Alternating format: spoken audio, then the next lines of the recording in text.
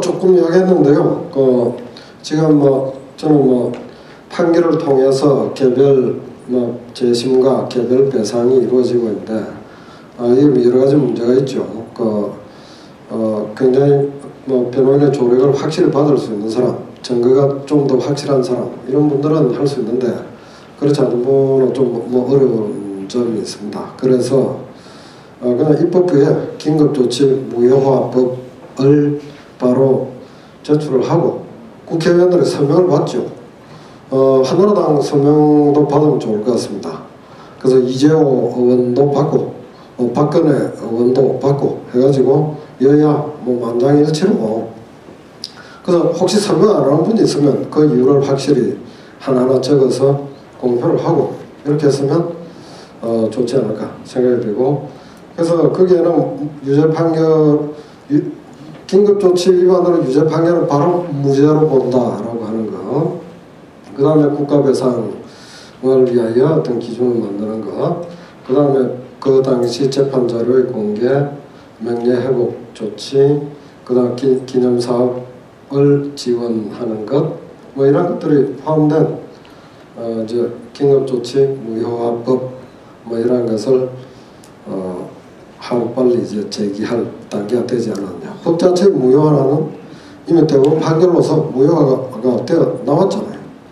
근데 그 판결은 개별 사건에 일단 적용되는 것으로 되어 있기 때문에 개개인이 일일이 찾아서 하는 수고가 없도록 아예 국가에서 무효화법을 제정하면서 이제 통지를 해주는 것이죠. 당신은 지금 긴급조치 예를 들어 4호, 9호 위반자인데 당신은 지금 이러한 배상을 청구할 수 있습니다. 이걸 국가 친절하게 알려줘야죠. 그런 게 딱 하나만 이야기하면 그걸 이야기하겠습니다. 예, 김동준 선생님 아까 하신 말씀을 좀 청산이 안 된 이유 4가지를 말씀드리고 그 중에 앞에 2개는 지나갔으니까 안 되고 뒤에 2가지를 강조를 하고 싶은데 청산이 안 된 이유는 첫 번째 유신태제가 종식되는 과정입니다. 박정희가 사망을 했다. 총을 맞아서. 그러니까 한국 사람들은 아무리 나쁜 짓을 해도 죽은 자에 대해서는 동정적인 시각을 가지고 있습니다. 그러니까 이 박정희 사망으로서 유신체제가 종식되었다는 사실이 우선 첫 번째 이유인 것 같고요. 두 번째는 조금 정치적인 것인데 87년 민주화 이후에 노태우가 집권을 했다는 사실이 결정적이라고 생각합니다. 그러니까 물론 당시에 김영삼, 김대중 두 분 중에 한 분이 집권을 했더라면 또 다른 쿠데타 비슷한 게 났을지는 모르겠습니다만 노태우 5년이 50, 30, 40 청산을 못하게 한 아주 결정적 시기였다고 저는 그렇게 보고 있습니다. 예를 들면 중앙정보부 관련 모든 자료, 당시에 이 3, 4, 50에 관련된 사람들이 부활할 수 있는 제기, 정치적 제기, 그 다음에 사회적인 모든 면에서 제기할 수 있는 시점이 이 5년이라고 하는 결정적 시기였다. 그렇게 저는 보고 있습니다. 이 두 부분은 이미 지나갔기 때문에 우리가 어찌할 수 없고요. 나머지 청산, 미청산 부분은 세 번째는 경제 이데올로기인 것 같습니다. 오늘도 다뤘지만 경제 성장에 대한 이데올로기가 국민들에게 너무나 강하게 각인되어 있고 이 부분들을 어떻게 해석할 것이냐의 문제가 있는 것 같습니다. 네 번째는 오늘 주제이기도 한데 유신체제 하에서 실제로 어떤 일이 일어났던가에 대한 국민들의 알 권리라고 할까요?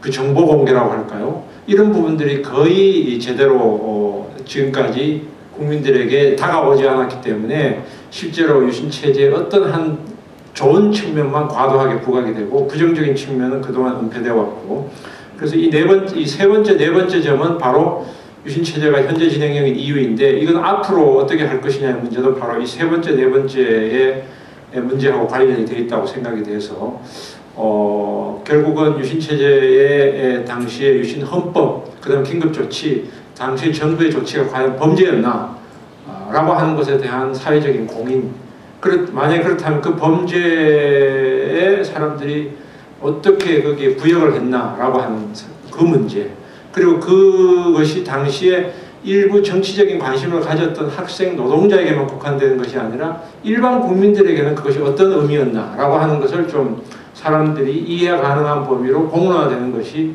이 청산의 하나의 과정이 아니겠는가 이렇게 생각합니다. 예, 김재영 선생님 힌트포 해주시죠. 정성질문을 말씀드리기 전에 자유민주주의에 대한 좀 보완을 받을까 합니다. 자유주의는 그 태생부터 개인주의와 연결된 것입니다.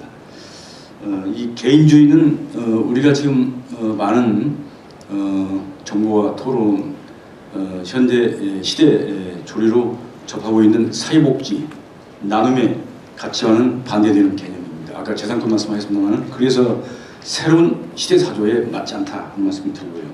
그러나 두 번째로 자유를 떼고 그냥 민주주의라고만 규정해도 우리는 통일이 되지 않고 북한이 따로 존재하는 상황에서는 공산당을 합법화할 수는 없지 않겠습니까?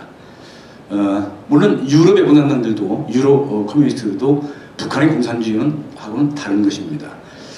그래서 무슨 자유민주주의를 꼭 고집할 필요가 없다는 말씀을 드리는 것입니다.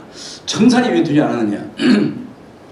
저는 민주정권 정권 교체가 두 번 이루어졌습니다. 10년간 민주정이 정권을 잡아서 국정을 운영했습니다.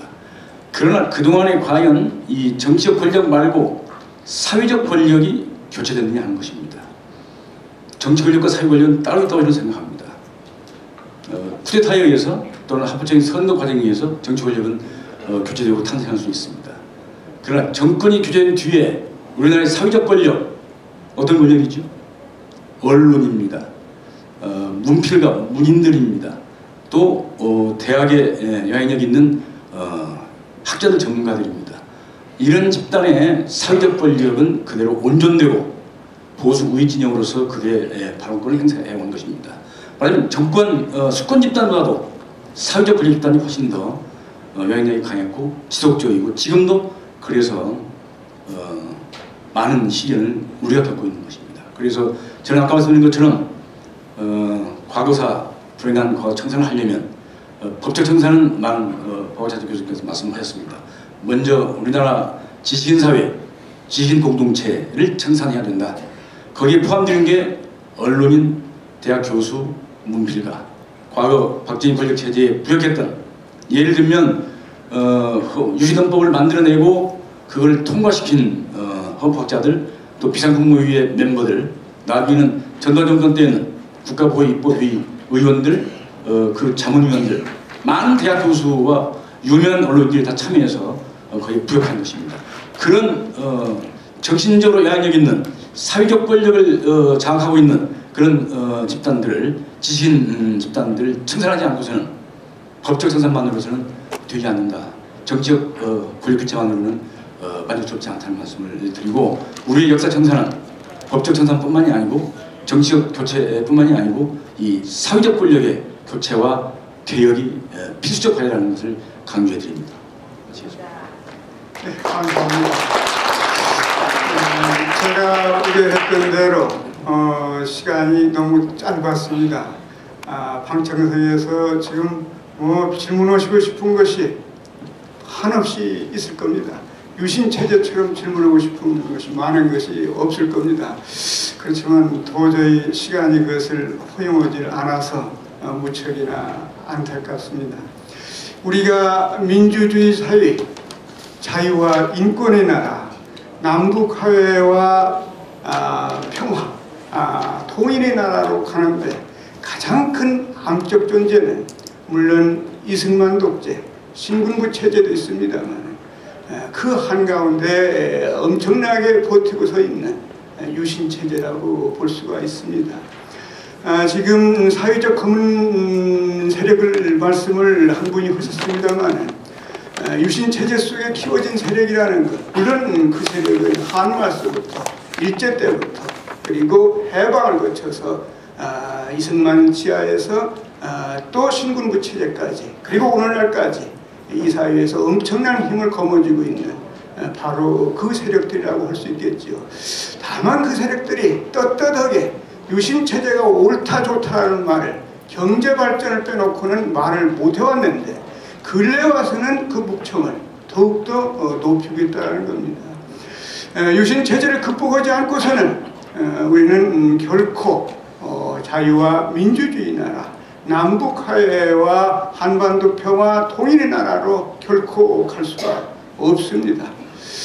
오늘 유신체제 극복을 위한 학술회의가 진지하게 열렸습니다만 유신체제에 대한 학술토의나 연구는 앞으로 더욱더 본격적으로 시작이 돼야 한다고 봅니다.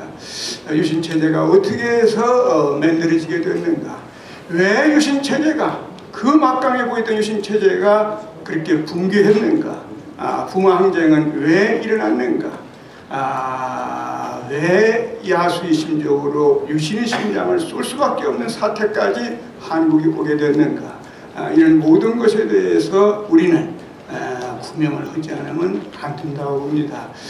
오늘 토론을 맡아주신 여섯 분들께 거듭 감사의 말씀을 드리고 끝까지 방청해 주신 방청석 여러분들께도 감사의 말씀을 드립니다. 이것으로 종합토론을 마치겠습니다. 감사합니다.